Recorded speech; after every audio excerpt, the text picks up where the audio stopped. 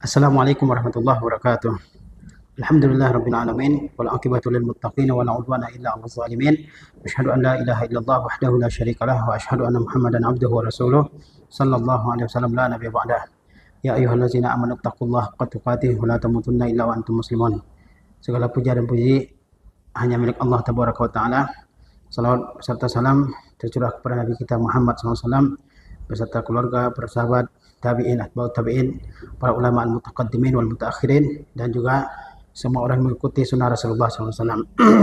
Pada siang berbahagia ini, saya akan menyampaikan sedikit tentang fadailu al-ilmi, yaitu keutamaan-keutamaan ilmu. Saya ambil dari kitab Khamsa wa Arba'una Dalil ala Fadl Ilmi, yaitu 45 dalil keutamaan ilmu yang ditulis oleh Sultan Ibnu Abdillah Al-Umari. Ada sebuah buku kecil judulnya 45 dalil keutamaan ilmu, ditulis oleh Sultan Al-Umari. Ya, di situ beliau menyebutkan 45 dalil-dalil dari Al-Qur'anul Karim, dari sunnah Rasulullah SAW, dari ucapan para ulama yang menunjukkan keutamaan ilmu agama, maksudnya ya, ilmu syar'i. Yang pertama adalah keutamaan-keutamaan ilmu dari Al-Qur'anul Karim. Ilmu yang maksud di sini adalah ilmu tentang Allah SWT, tentang Rasulullah, tentang agama Islam, tentang iman, tentang tauhid, tentang akidah, ya. Dalil pertama yang beliau sebutkan adalah anallaha nafal musawata baina ahli ilmi wa ghairihim. Bahwasanya Allah Subhanahu wa taala menafikan ya persamaan antara orang yang berilmu dengan orang lain. Qala ta'ala, Allah Ta'ala berfirman, "Qul hal yastawil ladzina ya'lamun wal ladzina la ya'lamun." Katakanlah, apakah sama orang-orang yang mengetahui dengan orang-orang yang tidak mengetahui. Ini dalil pertama yang menunjukkan keutamaan ilmu syariah, yaitu bahwasanya Allah Subhanahu wa taala mengutamakan orang yang berilmu. Allah tidak menyamakan orang yang berilmu dengan orang yang tidak berilmu. Kata Allah Subhanahu wa taala, "Qul hal yastawil ladzina ya'lamun wal ladzina la ya'lamun." Katakanlah, apakah sama antara orang-orang yang mengetahui dengan orang-orang yang tidak mengetahui? Jawabannya tentu tidak sama. Orang yang memiliki pengetahuan ya memiliki ya kedudukan yang mulia, memiliki posisi yang mulia ya dalam kehidupan ini di sisi Allah Subhanahu wa taala. Ya. Kemudian dalil yang kedua, anallaha amara birruju' ilaihim wa su'alihim wa hazihi tazkiyatun lahum. Bahwa sesungguhnya Allah Subhanahu wa taala memerintahkan untuk kembali kepada mereka dan bertanya kepada mereka, kepada para ulama maksudnya, wa hazihi tazkiyatun lahum. Dan ini adalah merupakan pujian untuk mereka. Qala ta'ala, Allah Ta'ala berfirman, fas'alu ahla dzikri in kuntum la ta'lamun. Ya, bertanyalah kalian kepada orang-orang yang berilmu jika kalian tidak mengetahui. Ya, ketika kita tidak mengetahui sesuatu, kepada siapa kita kembali?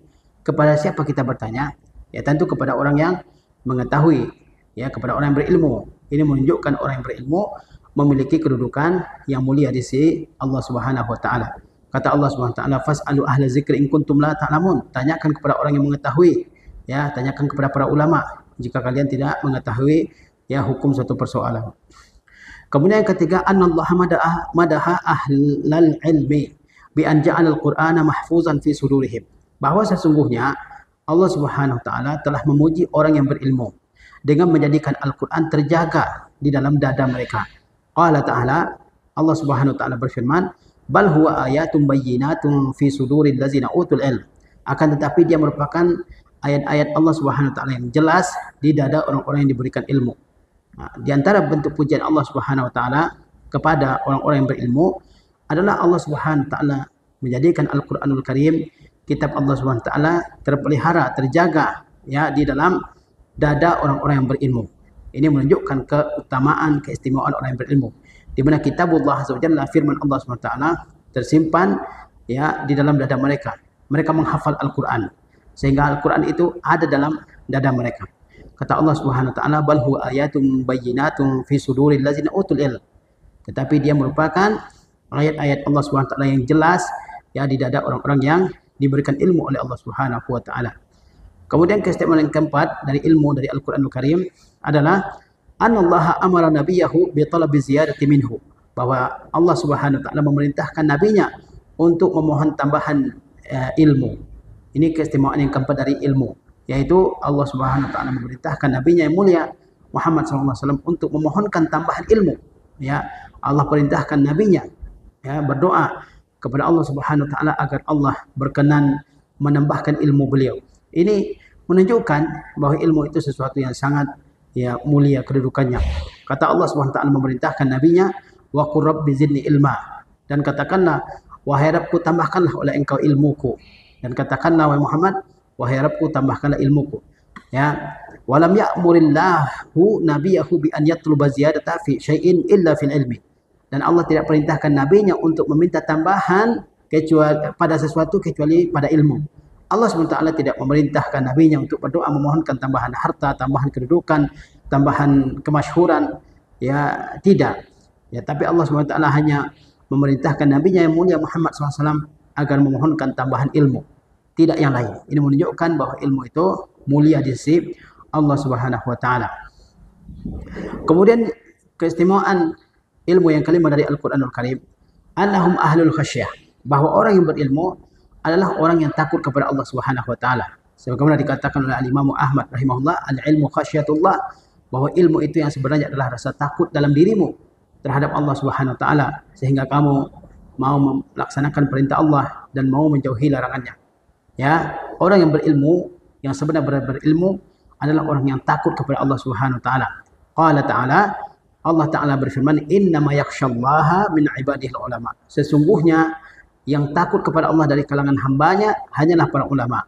Jadi yang benar-benar takut kepada Allah Subhanahu wa taala dari kalangan hambanya adalah para ulama. Ini menunjukkan keistimewaan ilmu, keistimewaan pembawa ilmu itu para ulama. Mereka lah orang-orang yang takut kepada Allah Subhanahu wa taala. Ya, dan itulah ilmu yang bermanfaat. Ilmu yang membuat kita takut untuk melanggar aturan Allah Subhanahu wa taala. Ilmu yang membuat kita ya dengan penuh hati dengan sepenuh hati mau melaksanakan setiap perintah Allah Subhanahu wa taala. Wa khasyatullahi min a'zamit turuqil musilati ila ridwanillahi wa jannatihi. Dan takut kepada Allah Subhanahu wa taala itu merupakan jalan paling luas yang mengantarkan kepada keridhaan dan surga Allah Subhanahu wa taala. Takut kepada Allah Subhanahu wa taala merupakan jalan yang paling luas yang akan mengantarkan kepada keridhaan Allah dan kepada surganya. Dengan takut kepada Allah, orang tidak mau bermaksiat, orang tidak mau melakukan dosa, orang tidak mau melakukan pelanggaran-pelanggaran ya terhadap agamanya. Ya, dengan takut kepada Allah, orang bersedia ya dengan sepenuh hatinya beribadah kepada Allah Subhanahu wa taala sepanjang hidupnya, sehingga dia menggapai keridhaan Allah Subhanahu wa taala dan dimasukkan oleh Allah Subhanahu wa taala ke dalam surganya. Keistimewaan ilmu yang keenam dari Al-Qur'anul Karim, annal ulama humul ladzina yafhamuna amsalal Qur'an. Ya, bahwasanya para ulama itu merekalah orang-orang yang memahami amsal, yaitu perumpamaan-perumpamaan yang terdapat dalam Al-Qur'anul Karim. Qala ta'ala, Allah Ta'ala berfirman, wa tilkal amsalu nadribuha lin-nas wa ma ya'qiluha illa al-'alimun. Dan itulah perumpamaan-perumpamaan yang kami buat untuk dipikirkan oleh manusia. Wa ma ya'qiluha illa al-'alimun, dan tidak ada yang bisa memikirkannya kecuali orang-orang yang alim. Allah Subhanahu wa taala dalam Al-Qur'an membuat banyak perumpamaan, dan perumpamaan atau disebut dengan amsalul Quran itu adalah salah satu cara Allah Subhanahu wa taala menyampaikan ilmu kepada ya manusia. Dan tidak ada yang benar-benar memahami amsal Al-Quran, perumpamaan-perumpamaan Al-Quran, kecuali orang-orang yang alim. Ya. Wa fil Qur'ani nahwu bid'atan wa arba'ina masalan. Dalam Al-Quran ada lebih dari 40 masal, lebih dari 40 masal. Jadi lebih dari 40 perumpamaan dalam Al-Quran Al-Karim. Wa kana ba'du salafi iza marra bi mathalin lam yafhamhu yabki. Sebagian salaf jika ia melewati perumpamaan dalam Al-Quranul Karim lalu dia tidak memahaminya, yabki, maka dia akan menangis. Wa yaqul, dan dia mengatakan lastu minal alimin, saya tidak termasuk di antara orang alim. Perumpamaan-perumpamaan yang Allah Subhanahu wa taala buat dalam Al-Quranul Karim adalah untuk kita pahami, untuk kita pikirkan. Ya, oleh sebab itu sebanyak 40 amsal perumpamaan Allah Subhanahu wa taala ya sebutkan dalam Al-Qur'anul Karim. Dan kita mesti memikirkan amsal tersebut, perumpamaan-perumpamaan tersebut. Orang-orang yang terdahulu kalau mereka membaca ayat yang di situ disebutkan perumpamaan lalu dia tidak memahaminya, maka dia akan merasa sangat sedih, bahkan ada yang menangis. Karena ya orang yang tidak memahami amsalul Quran, perumpamaan-perumpamaan Al-Quran, dia adalah orang yang bukan alim. Ya, ini keistimewaan yang keenam dari ilmu. Bahwasanya amsalul Quran itu hanya dipahami oleh orang-orang yang berilmu. Keistimewaan ilmu yang ketujuh dari Al-Quranul Karim, annallaha addada ni'amahu ala rasulih, bahwa sesungguhnya Allah SWT telah menghitung nikmat-nikmatnya atas rasulnya. Allah SWT telah mengingatkan rasulnya dengan nikmat-nikmat yang diberikannya kepadanya. Fakanal ilmu min ajalliha, dan ilmu termasuk di antara nikmat yang paling agung yang Allah berikan kepada rasulnya. Qala ta'ala, Allah Ta'ala berfirman, wa 'allamaka ma lam takun ta'lam, dan Allah ajarkan kepadamu apa yang sebelumnya tidak kamu ketahui. Allah Subhanahu wa taala menyebutkan nikmat-nikmatnya dan mengingatkan rasulnya Muhammad SAW dengan nikmat-nikmat yang Allah SWT telah karuniakan kepadanya. Di antara nikmat yang paling besar yang Allah Subhanahu wa taala telah karuniakan kepada rasulnya adalah Allah Subhanahu wa taala ajarkan ilmu kepadanya. Kata Allah Subhanahu wa taala, wa 'allamaka ma lam takun ta'lam. Allah ajarkan kepadamu wahai Muhammad sallallahu alaihi wasallam ilmu-ilmu yang sebelumnya tidak kamu ketahui. Ini menunjukkan keutamaan ilmu yang sangat besar. Keistimewaan ilmu yang ke-8 dari Al-Quranul Karim, annallaha ta'ala zammal jahla wa ahlahu, bahwa sesungguhnya Allah Ta'ala mencela kebodohan dan orang yang bodoh. Qala ta'ala, walakin aktsarahum yajhalun. Ya, wa qala subhanahu, dan Allah SWT berfirman, wa a'rid 'anil jahilin. Di antara bentuk kemuliaan ilmu di dalam Al-Quranul Karim adalah Allah Subhanahu wa taala mencela kebodohan, al-jahal, ya, ketidaktahuan. Itu menunjukkan bahwa kebalikannya, lawannya adalah suatu hal yang mulia, yaitu ilmu. Kata Allah Subhanahu wa taala, walakinna aktsarahum yajhalun, tetapi kebanyakan mereka, kebanyakan manusia adalah orang-orang yang jahil, ya, dengan agama Allah Subhanahu wa taala ini. Dalam ayat yang lain, wa a'rid 'anil jahilin, berpalinglah kamu dari orang-orang yang jahil. Fa iza kana al-jahlu mazmuman falimaza la tarfa'ul jahla an nafsik. Jika kebodohan itu adalah sesuatu yang mazmum, yang dicela, falimaza la tarfa'ul jahla an nafsik. Kenapa kamu tidak berusaha menghilangkan kebodohan dari dirimu? Wa tabda'u bi talabil ilmi, dan kamu mulai menuntut ilmu. Ya, siapa yang senang kalau dikatakan jahil? Enggak ada. Kalau orang dikatakan dia jahil, dia tidak tahu, dia enggak ngerti, itu enggak ada yang terima. Enggak ada yang terima. Pasti menolak. Ya. Karena kita ini, sebagaimana dikatakan oleh Ali bin Abi Thalib, nanti juga disebutkan oleh Syekh, bahwa di antara bentuk keutamaan ilmu adalah tidak ada orang yang senang dikatakan sebagai orang yang jahil. Tidak ada orang yang senang dikatakan sebagai orang yang jahil. Manusia itu senang kalau dikatakan dia pandai, dia ngerti, dia tahu ilmu. Ya. Nah, oleh sebab itu, karena kejahilan itu sesuatu yang tercela, kenapa kita tidak berusaha menghilangkan kejahilan tersebut dari dalam diri kita? Bagaimana menghilangkan kejahilan? Yaitu dengan talabil ilm, dengan menuntut ilmu, supaya hilang kejahilan tersebut dari diri kita. Ini keistimewaan ilmu yang ke-8, bahwasanya Allah mencela orang-orang yang jahil, orang-orang yang tidak mengetahui. Keistimewaan ilmu yang ke-8 dari Al-Quranul Karim, Allah Ta'ala madahal kalbal mu'allam wa ja'ala saydahu mu'tabarun bihi. Qala Ta'ala mukallibina tu'allimunahunna mimma 'allamakumullah. Ya, bahwasanya Allah SWT memuji anjing yang terlatih dan menjadikan buruannya mu'tabarun bihi, yaitu sah untuk dimakan. Qala Ta'ala, Allah Ta'ala berfirman, mukallibin, kalian mengajarkan anjing itu untuk berburu, tu'allimuhunna, ya, tu'allimunahunna, kalian mengajarkan mereka, melatih mereka untuk berburu, mimma 'allamakumullah, ya, dengan ilmu yang telah Allah ajarkan kepada kalian. Ya, di antara bentuk keutamaan ilmu adalah apabila seseorang memiliki anjing yang terlatih untuk berburu, memang dia pergunakan anjing tersebut untuk memburu binatang buruan, said, ya, seperti kelinci, seperti apa namanya, rusa, kijang dan sebagainya. Lalu anjing terlatih tersebut menangkap hewan buruan, maka hewan buruan tersebut sah dimakan. Sementara kalau anjing amatiran, anjing yang tidak terlatih menangkap buruan, maka buruannya tidak sah ditangkap, tidak sah dimakan. Ya, itu menunjukkan bahwa anjing yang terlatih saja, yang punya pengetahuan, punya ilmu, itu ya sembelihannya halal dimakan, menunjukkan kelebihan ilmu. Sementara yang tidak terlatih tidak boleh dimakan meskipun dia berhasil menangkap barang buruan, ya, karena dia menangkap buruan itu adalah untuk dirinya, bukan untuk tuannya. Beda dengan anjing yang sudah terlatih, dia menangkap hewan buruan adalah untuk yang pemiliknya. Ya. Fa iza kana al-kalbul mu'allamu afdala min ghairihi, jika anjing yang terlatih lebih mulia dari yang lain, fa kaifa bil insanil muta'allimu, bagaimana dengan orang yang berpengetahuan? La syakka annahu afdalu min ghairihi minal jahilin, tidak diragukan bahwa orang yang berilmu lebih utama dari orang-orang bodoh lainnya. Ya, kalau anjing yang terlatih saja, yaitu lebih mulia daripada yang tidak terlatih, maka bagaimana dengan orang yang memiliki kepandaian, memiliki pengetahuan, memiliki keahlian? Tentu dia lebih mulia daripada yang tidak memilikinya. Ya, kita lihat dalam kehidupan kita ini. Kita semuanya ya menghormati orang-orang yang berilmu, siapapun dia. Ya, orang Islam ataupun tidak. Karena dia berilmu, kita hormati. Ya, ini menunjukkan keutamaan ilmu ya. Jangan manusia, anjing yang berilmu saja, anjing yang terlatih saja, ya, sembelihannya hasil buruannya halal dimakan. Beda dengan yang tidak terlatih. Kemudian yang ke-10 dari Al-Qur'an yang menunjukkan keutamaan ilmu, Allah Ta'ala akhbara an Musa alaihi salam wa rihlatihi Allah Ta'ala akhbara an Musa alaihi salam, bahwa Allah Ta'ala telah mengabarkan ya kepada kita tentang Musa alaihissalam wa rihlatihi, dan rihlahnya li ajlil ilm, ya, karena ilmu.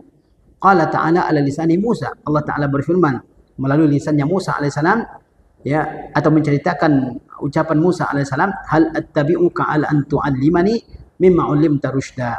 Ya, di antara bentuk keutamaan ilmu adalah ar-rihla fi talabil ilm, yaitu melakukan perjalanan panjang demi menuntut ilmu. Oleh sebab itu Allah Subhanahu wa taala ceritakan dalam Al-Qur'an Al-Karim tentang seorang nabi yang mulia, Musa alaihissalam. Di mana Musa alaihissalam melakukan perjalanan yang jauh ditemani oleh pembantunya Yusha ibn Nun. Untuk apa dia safar? Rihlah yang jauh. Untuk talabil ilm, untuk menuntut ilmu. Ketika dia mengetahui ada seorang hamba Allah Subhanahu wa taala yang memiliki ilmu yang tidak dimiliki oleh Musa. Ketika bertemu dengan hamba tersebut, Khadir alaihissalam, maka Musa alaihissalam menyatakan kemauannya untuk menuntut ilmu dari Khadir. Kata Nabi Musa, hal attabi'uka ala an tu'allimani mimma 'ullimta rusyda. Apakah aku boleh mengikuti engkau ya dengan niat agar engkau mengajarkan ya kepadaku ilmu pengetahuan. Beliau melakukan perjalanan yang jauh ya, untuk apa? Untuk ilmu. Boleh melakukan perjalanan yang jauh untuk mendapatkan pengetahuan. Ini menunjukkan ya keutamaan ilmu. Kemudian keistimewaan ilmu yang ke-11 dari Al-Qur'anul Karim, anna awwala ayatin nazalat Iqra fa fiha al-hasu 'ala al-ilm. Bahwa ayat yang pertama turun kepada Rasulullah adalah perintah membaca Iqra. Fa fiha al-hasu 'ala al-ilmi. Dalam ayat tersebut ada dorongan untuk berilmu. Ya, ayat yang pertama turun kepada Rasulullah adalah 5 ayat pertama surah Al-Alaq, ayat 1 sampai 5. Di situ tidak ada perintah salat, di situ tidak ada perintah zakat, perintah haji, ya, perintah amar ma'ruf nahi munkar, perintah jihad, tidak ada. Perintah yang pertama adalah Iqra, bacalah. Ya, sehingga kata para ulama ya bahwasanya ibadah ya, yang dikerjakan oleh seorang muslim tidak benar, tidak sah tanpa didasari oleh ilmu. Oleh sebab itu ayat pertama yang turun adalah perintah berilmu terlebih dahulu, kemudian perintah-perintah yang lainnya. Ini beberapa dalil-dalil dari Al-Qur'anul Karim yang menunjukkan keutamaan ilmu syar'i. Kemudian kita lihat ahadisu fi fadlil ilm, yaitu hadis-hadis tentang keutamaan ilmu. Satu, ma warada fi fadli majalisil ilm. Ya, yaitu hadis yang menerangkan tentang keutamaan majelis ilmu, yaitu majelis yang di dalamnya diajarkan ilmu. Ya, an Muawiyah radhiyallahu anhu qala. Dari Muawiyah radhiyallahu anhu dia berkata, inna Rasulullah sallallahu alaihi wasallam kharaja ala halaqatin min ashabihi. Bahwasanya Rasulullah SAW keluar menuju suatu halaqah, suatu lingkaran yang terdiri dari para sahabat. Faqala ma ajlasakum. Maka beliau bertanya, apa yang membuat kalian duduk dalam lingkaran ini? Qalu jalasna nazkurullah. Jalasna nazkurullah. Ini tulisannya kecil banget ini. Mereka berkata, kami duduk adalah untuk berzikir mengingat Allah. Wa nahmaduhu, dan untuk memujinya ala ma hadana lil Islam, ya, wa manna bihi alaina. Kata sahabat, kami duduk untuk berzikir mengingat Allah SWT. Kami duduk untuk memuji Allah SWT atas hidayah Islam yang telah dia karuniakan kepada kami. Kemudian kata Rasulullah, qala Allahi ma ajlasakum illa zakat. Kata Rasulullah SAW, demi Allah, apakah kalian tidak duduk kecuali karena sebab tersebut, karena niat tersebut? Qalu wallahi ma ajlasana illa zakat. Para sahabat menjawab, kami tidak duduk wahai Rasulullah kecuali karena niat tersebut. Qala ama inni lan astahlifakum tuhmatan lakum. Kata Rasulullah selanjutnya, ketahuilah, sesungguhnya aku tidak meminta kalian bersumpah karena kecurigaan terhadap kalian. Walakinahu atani Jibril, akan tetapi Jibril telah datang kepadaku, fa akhbarani, lalu beliau mengabarkan kepadaku, innallaha yubahi bikumul malaika, rawahu Muslim. Yaitu apa yang dibawa oleh Jibril kepada Nabi, sesungguhnya Allah telah membanggakan kalian di hadapan para malaikatnya. Ini menunjukkan ya keutamaan ilmu para sahabat. Duduk-duduk dalam sebuah lingkaran, mereka berzikir dengan Allah. Berzikir dengan Allah di antara maknanya adalah mereka membahas ilmu dalam majlis tersebut, ya. Kemudian mereka mengingat nikmat Allah Subhanahu wa taala yang Allah telah karuniakan kepada mereka. Di antaranya adalah nikmat Allah jadikan sebagai seorang muslim, ya. Kemudian Nabi bertanya, "Kenapa kalian duduk-duduk?" Para sahabat ya mengatakan, "Kami duduk ya untuk itu, untuk mengingat Allah Subhanahu wa taala, untuk talabil ilm, untuk berdiskusi, bertanya jawab tentang ilmu." Ya. Kemudian kata Rasulullah, "Saya ya menyuruh kalian bersumpah bukan karena saya curiga kepada keadilan kalian, kepada kejujuran kalian, tidak. Ya, tetapi Jibril datang kepadaku memberitahu bahwasanya Allah bangga ya terhadap kalian di hadapan para malaikatnya."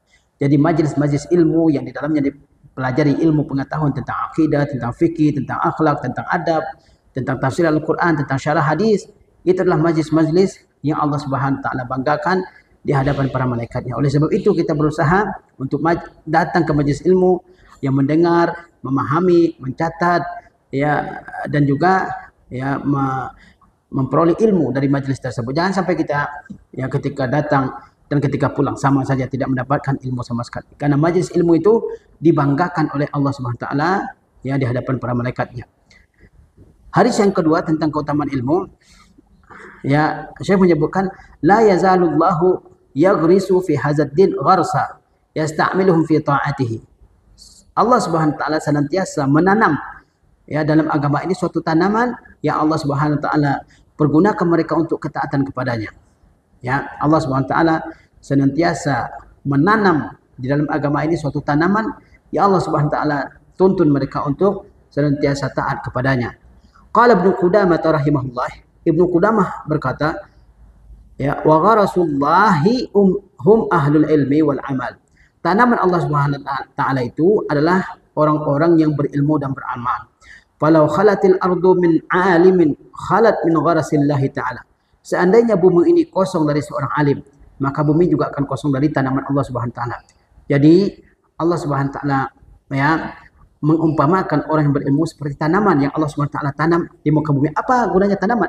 Yang membawa manfaat yang sangat besar bagi manusia. Membawa kegunaan yang sangat besar bagi manusia. Demikian pula alim. Demikian pula orang yang berilmu, dia membawa manfaat bagi orang-orang yang ada di sekitarnya. Buahnya bermanfaat, bisa berteduh di bawahnya, ya, bisa mendatangkan berbagai macam manfaat. Demikian pula orang yang alim, ya. Seandainya bumi tidak ada tanamannya, apa yang terjadi? Bumi akan kering, bumi akan menjadi tidak subur. Demikian pula seorang alim, ketika dia tidak ada di suatu tempat, maka tempat tersebut tidak ada ya kebaikannya. Kemungkaran juga akan merajalela, ya. Tidak ada yang mengingatkan orang dari berbagai macam kemungkaran. Kemudian hadis yang ketiga, ya, fadlul alim 'alal 'abid ka fadlil qamari 'ala sa'iril kawakibi. Rawahu Tirmizi wa hasanahu. Ya, kata Rasulullah SAW, keutamaan orang alim atas orang ahli ibadah adalah seperti keutamaan bulan atas semua bintang-bintang. Keutamaan seorang alim atas seorang ahli ibadah adalah seperti keutamaan bulan atas bintang-bintang. Bulan ada berapa? Satu saja. Ya, tapi kalau malam hari, bulanlah yang paling bersinar ya di dunia ini. Sementara bintang dia tidak ya secara sinar bulannya. Nah, demikian keutamaan orang alim di antara hamba ahli ibadah ya. Wa fihi waqafat. Dalam hadis ini ada beberapa renungan. Ya, waqafat artinya renungan. Satu, ma wajhu tashbihil alimi bil qamar. Apa bentuk kesamaan antara seorang alim dengan bulan? Apa bentuk kemiripan antara seorang alim dengan bulan?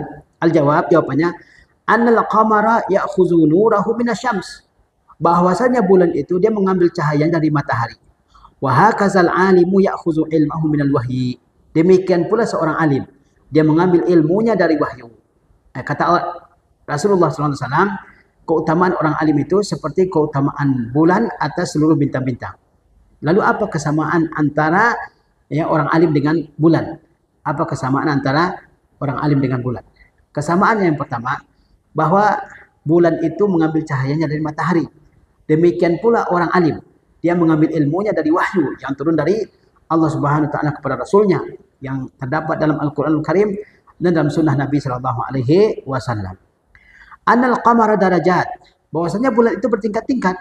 Hilalun, badrun, wa ma bainahuma. Ya, yaitu hilal bulan sabit, badar bulan purnama, wa ma bainahuma, dan bulan antara keduanya. Ya, wa hakazal ulama yatafawatuna fi ilmihim. Demikian pula para ulama yang mereka bertingkat-tingkat dalam ilmunya. Kalau kita lihat bulan, bulan tidak selalu besar. Ya, dia awalnya kecil, bulan sabit, kemudian ya semakin lama semakin besar, kemudian bulannya besar utuh yang disebut dengan badar ya. Ya. Jadi ukuran bulan itu berbeda-beda. Demikian pula para ulama. Nah, para ulama tidak semuanya ya satu tingkat, tidak. Ya, ada yang ilmunya banyak, ada ilmunya sedikit, ada yang ilmunya sangat luas, ada ilmunya dalam berbagai macam bidang, ya. Ada yang ahli dalam fikih, ada yang ahli dalam akidah, ada yang ahli dalam bahasa Arab, ada yang ahli dalam bidang-bidang yang lain. Ya, demikian. Ya, para ulama tidak semua ahli dalam berbagai macam bidang ya. Sebagaimana halnya bulan. Ya, ada yang pengetahuannya sangat luas, ada yang pengetahuannya tidak seluas alim yang lain dan seterusnya. Sebagaimana halnya bulannya. Baik. Kemudian fadlul alimi alal abidi min umur. Keutamaan orang alim atas abid, atas ahli ibadah ada dari beberapa bentuk. Anna naf'al alimi muta'addin bi khilafil abid. Ya. Apa keistimewaan orang yang alim atas abid? Abid ahli ibadah, dia rajin ibadah tapi kurang ilmu. Kalau alim dia mengetahui dan dia ahli ibadah, dia juga beribadah. Apa keutamaan orang alim atas abid? Yang pertama, bahwa manfaat orang yang alim itu muta'addi, itu melewati orang lain. Karena diajarkan orang lain, ya, sehingga manfaat dari ilmu itu melampaui orang lain. Berbeda dengan abid, berbeda dengan ahli ibadah. Dia mungkin soleh, dia mungkin ahli tahajud, ahli solat, ahli tilawah, ahli sedekah. Tapi kebaikannya hanya untuk dirinya sendiri. Dan kaidahnya dalam agama kita, bahwa sesuatu yang bermanfaat untuk banyak orang lebih ya besar pahalanya daripada yang manfaatnya hanya terbatas kepada individu tertentu. Yang kedua, annal ilma yusahhihul ibadata lal aks. Ya, bahwasanya ilmu itu mengoreksi ibadah, tidak kebalikannya. Bukan ibadah yang mengoreksi ilmu, tidak, tapi ibadah yang mengoreksi ilmu. Tapi ilmu yang mengoreksi ibadah, tapi ilmu yang mengoreksi ibadah. Kalau orang mengetahui, maka dia akan koreksi ibadahnya. Oh, ternyata ini salah, ternyata ini tidak sesuai dengan sunnah, ternyata ini berlainan dengan sunnah dan seterusnya. Siapa yang mengoreksi ibadah kita? Adalah pengetahuan kita. Ya, tidak sebaliknya. Bukan ibadah yang mengoreksi ilmu, tidak, tapi ilmu yang mengoreksi ibadah. Makanya semakin luas ilmu seseorang, maka ya normalnya ibadahnya juga semakin benar sesuai dengan ilmu yang dia ketahui. Kemudian keutamaan ilmu atas abid yang lainnya, annal ulama warasatul anbiya walam ya'ti hadzal abid. Bahwasanya para ulama itu adalah pewaris para nabi, dan ini tidak berlaku pada abid, pada ahli ibadah. Siapa pewaris para nabi? Pewaris para nabi adalah para ulama. Apakah abid ahli ibadah pewaris para nabi? Tidak. Kata Rasulullah SAW, innamal ulama warasatul anbiya. Sesungguhnya pewaris para nabi adalah para ulama. Abid tidak pernah disebut sebagai pewaris nabi. Annal abida taba'un lil alimi muqallidun lahu. Ya, bahwasanya seorang abid, seorang ahli ibadah, dia itu pengikut bagi orang alim dan muqallidnya. Ya, kalau ada orang ahli ibadah, ada alim, maka ahli ibadah ini, orang soleh ini, dia akan menjadi pengikut. Ya, bahkan dia menjadi pentaklid bagi orang yang alim. Annal ilma yabqa naf'uhu ba'dal maut. Bahwa ilmu itu manfaatnya tetap abadi setelah kematian. Wa hadza laisa fil ibadah. Dan ini tidak ada pada ibadah. Jika kita seorang yang alim, lalu ilmu kita ajarkan kepada orang lain, ya maka manfaat dari ilmu tersebut ya akan abadi setelah kita nggak ada. Lalu ilmu tersebut diajarkan lagi kepada orang lain, maka manfaatnya menyebar dan meluas. Berbeda dengan ahli ibadah. Ada seorang ahli ibadah, dia rajin sholat, sunnah, di samping ya ibadah-ibadah yang wajib, dia rajin puasa sunnah, dia berbagai macam ibadah sunnah yang dia kerjakan, di samping ibadah yang wajib tentunya. Maka manfaatnya hanya terbatas untuk dirinya. Selama dia hidup, bermanfaat bagi dia. Tetapi setelah dia meninggal, maka tidak bermanfaat dia. Berbeda dengan ilmu. Yang selama ilmu tersebut diajarkan kepada orang lain, maka dia akan bermanfaat. Meskipun ya orang yang mengajarkan itu sudah meninggal dunia. Ya. Kemudian hadis yang keempat tentang keutamaan ilmu, man yuridillahu bihi khairan yufaqihu fid din. Barang siapa yang Allah kehendaki dia jadi orang yang baik dalam agama ini, maka Allah buat dia mengerti ya tentang agama ini. Nah, barang siapa yang Allah ingin jadikan sebagai orang baik, Allah buat dia mengerti tentang agama ini. Muttafaqun alaihi. Fa iza ra'aitallaha sarrafaka lil ilmi wa mujalasati ahlihi wal istifadati minhum wal istifadati min ayyi wasilatin nafi'atin li tahsilil ilmi fa'lam anna Allah arada bika khaira. Jika kamu melihat bahwa sesungguhnya Allah Subhanahu wa taala telah mengarahkanmu untuk ya ilmu dan untuk duduk dengan ahli-ahli ilmu dan untuk mengambil manfaat dari mereka ataupun mengambil manfaat dari wasilah yang bermanfaat lainnya ya untuk mendapatkan ilmu. Fa'lam annallaha arada bika khairan. Maka ketahuilah bahwasanya Allah ingin kebaikan untukmu. Jika kita Allah mudahkan untuk menuntut ilmu, jika Allah SWT timbulkan gairah, semangat dalam diri kita untuk menuntut ilmu, itu tanda kebaikan.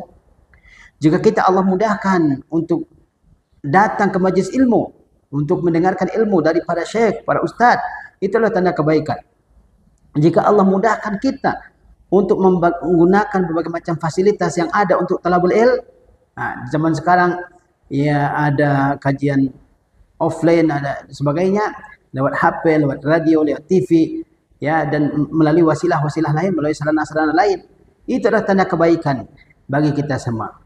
Jika Allah memudahkan jalan bagi kita untuk menuntut ilmu, itu adalah tanda kebaikan bagi kita. Kata Rasulullah SAW, ya, may yuridillahu bihi khairan yufaqihu fid din. Barang siapa yang Allah kehendaki ya menjadi orang yang baik, Allah buat dia mengerti ilmu agama. Sebaliknya, kata Syekh Ibnu Baz, kalau ada orang yang tidak Allah kehendaki dia kebaikan, Allah Subhanahu wa taala persulit urusannya untuk menuntut ilmu. Ada majlis-majlis ilmu tapi dia punya alasan terus untuk tidak menghadiri majlis ilmu. Ini tanda orang tersebut tidak Allah kehendaki kebaikan padanya. Kemudian hadis yang kelima tentang keutamaan ilmu, kata Rasulullah SAW, man da'a ila huda kana lahu minal ajri ya mithlu ujuri man tabi'ahu. Barang siapa yang menyuruh kepada petunjuk, kepada agama yang lurus ini, maka dia mendapatkan pahala seperti pahala orang yang mengikutinya. Barang siapa yang mengajak orang untuk mengikuti agama yang lurus ini, maka dia mendapatkan pahala seperti orang yang mengikutinya. La yanqusu zalika min ujurihim syai'a. Pahala yang dia peroleh itu tidak mengurangi pahala mereka sama sekali. Wa man da'a ila dhalalatin kana alaihi minal ismi mislu asami man tabi'ahu. Barang siapa yang mengajak kepada kesesatan, maka dia akan memperoleh dosa kesesatan di atas dosa orang yang mengikutinya. La yanqusu zalika min asamihim syai'a. Hal tersebut tidak mengurangi dosa mereka sama sekali. Wa kullu ahadi si fadli ad-da'wati wa ta'limi tadkhulu dhimnan fi ahadisi fadli ilmi. Kemudian kata Syekh, semua hadis-hadis tentang keutamaan dakwah, keutamaan mengajar, itu termasuk secara cakupan dalam hadis-hadis keutamaan ilmu. Li'anna ad-da'wata la taqumu illa 'alal ilm. Karena dakwah tidak tegak kecuali di atas ilmu. Ya. Barang siapa yang mengajak kepada kebaikan, dia akan mendapatkan pahala. Ya. Seperti pahala orang yang mengerjakan kebaikan tersebut tanpa mengurangi pahala mereka sama sekali. Barang siapa yang mengajak kepada keburukan, dia dapat dosa. Ya. Seperti dosa orang yang mengerjakannya tanpa mengurangi dosa mereka sama sekali. Nah, kemudian semua hadis yang menjelaskan tentang keutamaan dakwah, keutamaan mengajarkan ilmu, itu juga mencakup dalil tentang keutamaan ilmu. Ya, karena dakwah, karena taklim, karena pengajaran tidak bisa ya berdiri tanpa adanya ilmu. Kemudian hadis yang ke-6, innallaha wa malaikatahu la yusalluna ala muallimin nasil khairat. Sesungguhnya Allah dan para malaikatnya mereka ya memuji orang-orang yang mengajarkan kebaikan kepada manusia. Sesungguhnya Allah dan para malaikat memuji orang-orang yang mengajarkan kebaikan kepada manusia. Diriwayatkan oleh At-Tirmidzi dan disahihkan oleh Asy-Syaikh Al-Albani rahimahullah. Fanzur li hadzal fadlil kabir. Lihatlah keutamaan yang besar ini. Kaifa yafuzu man yu'allimun nasa bi tsanaillahi. Lihatlah keutamaan yang besar ini. Bagaimana orang yang mengajarkan ilmu kepada manusia memperoleh pujian dari Allah. Ya. Wastighfaril malaikati bisababi ta'limihi. Dan juga bagaimana orang yang mengajarkan ilmu memperoleh permohonan ampun dari malaikat kepada Allah Subhanahu wa taala karena orang alim mengajarkan ilmu. Wa hadza lan yatahaqqaqa illa idza kana ladaihi ilmun walau kana qalila. Dan ini tidak akan terrealisasi kecuali jika dia memiliki ilmu walaupun sedikit. Ya. Rasulullah SAW mengatakan, sesungguhnya Allah dan para malaikat yang memuji orang-orang yang mengajarkan kebaikan kepada manusia. Ada orang mengajarkan kebaikan, dia ajarkan tata cara wudhu yang benar, dia ajarkan tata cara solat yang benar, tata cara tayamum yang benar, tata cara istinja yang benar, tata cara puasa yang benar, tata cara haji yang benar, tata cara membaca Al-Quran yang benar, dan sebagainya dari hukum-hukum agama ini. Maka orang yang mengajarkan kebaikan ini dipuji oleh Allah Subhanahu wa taala di hadapan para malaikatnya. Allah menjanjungnya. Ya, ini keutamaan yang besar. Ya. Ini keutamaan yang sangat agung ya. Dan malaikat memohonkan ampunan untuk orang tersebut. Orang yang mengajarkan kebaikan kepada manusia, malaikat memohonkan ampunan untuk mereka. Ya. Dan tentu ya pujian Allah tersebut, ya permohonan ampunan dari malaikat untuk orang tersebut tidak akan terwujud tanpa adanya ilmu. Ya, oleh sebab ini juga menerangkan keutamaan ilmu. Kemudian hadis yang ketujuh, man salaka tariqan yaltamisu fihi ilman sahhalallahu lahu tariqan ilal jannah. Rawahu Muslim. Barang siapa yang menempuh suatu jalan ya untuk mencari ilmu, maka Allah mudahkan baginya jalan menuju surga. Diriwayatkan oleh Imam Muslim. Ya, barang siapa yang menempuh suatu jalan agar mendapatkan ilmu pengetahuan syar'i, maka Allah mudahkan baginya jalan menuju surga. Karena orang alim dengan ya ilmunya dia mungkin beramal sedikit, tapi karena amalnya benar di atas ilmu, maka pahalanya besar di sisi Allah Subhanahu wa taala. Kemudian juga ya yang selanjutnya hadis naddarallahu imra'an sami'a maqalati fawa'aha wa hafizaha wa badlaghaha farubba hamil fiqhin ila man huwa afqahu minhu. Rawahu Tirmidzi wa hasanahu wa hadzal hadisu mutawatirun haitsu rawahu mi'atan wa khamsa sahabi. Ya. Ini tulisannya kecil. Kata Rasulullah SAW, semoga Allah membuat cerah wajah seseorang yang mendengar sabdaku, lalu dia ingat dan dia hafal dan dia sampaikan. Ya. Dan bisa saja seorang pembawa fikih disampaikannya kepada orang yang lebih paham daripadanya. Ya. Ini dalam hadis ini Rasulullah SAW mendoakan orang yang menghafal hadis Rasulullah SAW, memahaminya, ya, dan menyampaikannya kepada orang yang lainnya. Qala Ibnu Qutaibah berkata, walau lam yakun fi fadlil ilmi illa hadza wahdahu lakafa. Seandainya ya dalam keutamaan ilmu tidak ada kecuali hadis ini, maka ini sudah cukup. Kata Rasulullah, semoga Allah, ini doa Rasulullah ya, semoga Allah SWT membuat berseri-seri wajah seseorang yang dia mendengar sabda Rasulullah SAW, mendengar hadis Rasulullah SAW, lalu dia ingat. Ini keutamaan menghafal hadis Rasulullah SAW ya. Rasulullah SAW ya mendoakan agar wajahnya ceria. Makanya para ulama yang mereka ahli-ahli hadis, wajah mereka bersinar-sinar ya. Lalu dia hafal, dia ingat, lalu dia sampaikan kepada orang lain. Ya, diajarkan kepada orang lain. Maka ya kata Rasulullah SAW, bisa saja orang yang membawa ilmu, dia bawa kepada orang yang lebih paham darinya. Karena ada orang yang menghafal saja, dia tidak memahami dengan pemahaman yang mendalam suatu hadis, tapi dia sampaikan kepada orang yang lebih paham daripada dia. Ya, Ibnu Qutaibah mengatakan hadis ini naddarallahu imra'an, seandainya terkait dengan keutamaan ilmu tidak ada hadis kecuali hadis ini, maka itu saja sudah cukup ya. Fa inna Nabiy sallallahu alaihi wasallam da'a liman sami'a kalamahu wa wa'ahu wa hafizahu wa ballaghahu. Karena sesungguhnya Nabi SAW telah berdoa untuk orang yang mendengar sabda beliau, mengingatnya dan juga menghafalnya dan menyampaikannya. Ini Rasulullah SAW yang mendoakan. Rasulullah mendoakan kebaikan berupa keceriaan wajah, keindahan wajah. Siapa itu? Orang yang mendengar sabda beliau, mengingatnya, menghafalnya, mencatatnya, ya, mendokumentasikannya, lalu menyampaikannya kepada orang lain. Kemudian hadis yang ke-10 tentang keutamaan ilmu. Sabda beliau sallallahu alaihi wasallam, hadithu anni walau ayah. yaitu sampaikanlah oleh kalian dariku walaupun satu ayat. Rawahul Bukhari. Qala Ibnu Al-Qayyim rahimahullah, Ibnu Al-Qayyim rahimahullah berkata, wa hadza fihi al-amru bi nashril ilmi wa bathihi fin nasi wa husulin naf'i lin nasi bisababihi. Dalam hadis ini terdapat perintah untuk menyebarluaskan ilmu, untuk menebarkan ilmu di tengah-tengah manusia, wa husulin naf'i lin nasi bisababihi, dan tercapainya manfaat bagi manusia dengan sebab ilmu. Walau lam yakun fi tablighil ilmi anhu sallallahu alaihi wasallam illa husulu ma yuhibbuhu lakafa bihi fadla.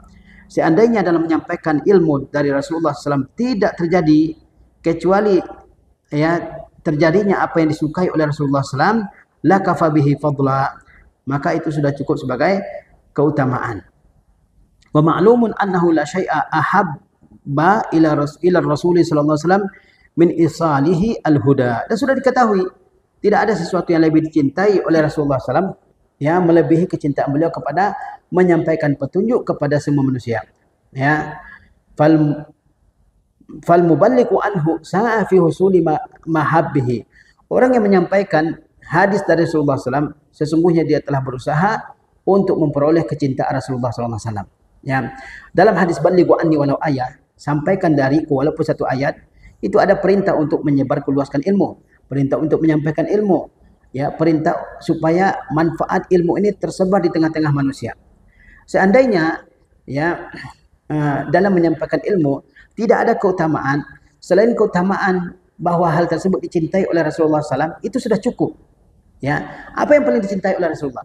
Yang paling dicintai oleh Rasulullah adalah menjelaskan petunjuk kepada semua umat manusia, menjelaskan ilmu ini, agama ini kepada semua manusia. Itu paling dicintai oleh Rasulullah SAW. Maka orang yang menyebarkan ilmu ini, maka sejatinya dia menyebarkan sebab datangnya kecintaan dari Rasulullah SAW. Kemudian wa min fadli ilmi taqdimu sahibil ilmi fil wilayatid diniyah. Di antara bentuk keutamaan ilmu adalah didahulukannya orang yang memiliki ilmu untuk menduduki jabatan-jabatan yang terkait dengan keagamaan. Kahadis ya umul qauma aqra'uhum li kitabillahi rawah Muslim. Seperti hadis yang mengimami suatu kaum adalah yang paling fasih bacaannya terhadap Al-Qur'anul Karim. Wa hadza yadullu fi syarafil ilmi wa fadlihi. Ini menunjukkan kemuliaan ilmu dan keutamaannya. Wa anna ahlahu hum ahlut taqaddum ilal maratibid diniyah. Dan yang memiliki ilmu adalah orang yang pantas didahulukan dalam masalah ya kedudukan terkait dengan agama. Di antara yang menunjukkan keutamaan ilmu adalah terkait dengan jabatan-jabatan keagamaan. Jadi imam, jadi khatib, jadi pengajar, jadi qadhi, jadi hakim. Siapa yang dipilih untuk menduduki jabatan-jabatan tersebut? Yang penting dalam kehidupan kita ini, jadi mufti. Yang dipilih adalah orang-orang yang berilmu untuk jadi imam solat saja. Apakah semua orang bisa? Tidak semua orang boleh jadi imam. Kalau jadi makmum siapa saja bisa. Tapi jadi imam tidak, harus ya terpilih orang-orang yang paling fasih bacaannya, yang paling tahu tentang hukum-hukum salat jamaah. Oleh sebab itu kata Rasulullah, ya ummul qauma aqra'uhum li kitabillah. Yang paling ya mengetahui Al-Qur'an lah ya yang berhak untuk dijadikan imam suatu kaum. Ini menunjukkan bagi kita ya, bahkan jangankan imam, orang yang berdiri di belakang imam ya, Rasulullah SAW ajarkan kepada kita seharusnya juga orang yang berilmu. Untuk jadi orang yang dekat dengan imam saja disyariatkan orang yang berilmu. Karena kalau terjadi hal-hal yang tiba-tiba terhadap imam, maka orang di belakangnya bisa menggantikan, atau imam lupa ya ayat-ayat tertentu yang di belakangnya bisa membukakan ya ingatan imam ya. Inilah beberapa ya keutamaan ilmu dari Al-Qur'anul Karim dan dari sunnah Rasulullah SAW. Untuk apa kita bahas? Supaya kita bersemangat untuk menuntut ilmu. Banyak orang yang dulunya bersemangat untuk menuntut ilmu, kemudian terjadi futur dalam dirinya. Enggak bersemangat lagi, enggak hadir lagi di majelis ilmu, enggak mau lagi akrab dengan ustadz, dia menjauhi para ustadz. Kemudian juga enggak mau baca ya kitab-kitab ulama, juga tidak mau mendengarkan video-video para ulama yang menjelaskan tentang ilmu. Ada juga sebagian orang yang merasa ilmunya sudah banyak sehingga dia tidak mau menuntut ilmu lagi. Padahal ilmu itu kalau sudah merasa seseorang banyak ilmunya, maka disitulah awal dari kesombongan dalam dirinya. Ilmu kita ini sedikit. Begitu banyak ya masalah-masalah agama yang tidak kita ketahui. Sehingga kita terus belajar. dalam kehidupan kita ini. Tidak ada kata pensiun untuk menuntut ilmu. Dari sekolah orang bisa pensiun, tapi dari ilmu tidak. Sepanjang kehidupan itulah masa kita menuntut ilmu. Dan terlalu banyak ilmu ini yang belum kita pelajari. Sehingga kita mesti berusaha untuk menuntut ilmu. Sebagaimana kita setiap hari berusaha untuk mengumpulkan harta benda, sebagaimana kita setiap hari berusaha untuk mengumpulkan materi, maka seharusnya dengan ilmu pun demikian. Kalau kita dalam satu hari tidak mendapatkan uang, seseorang akan susah hidupnya, gelisah hidupnya. Demikian pula harusnya dengan ilmu. Jangan sampai lewat satu hari tanpa ada ilmu baru yang kita yang kita kuasai.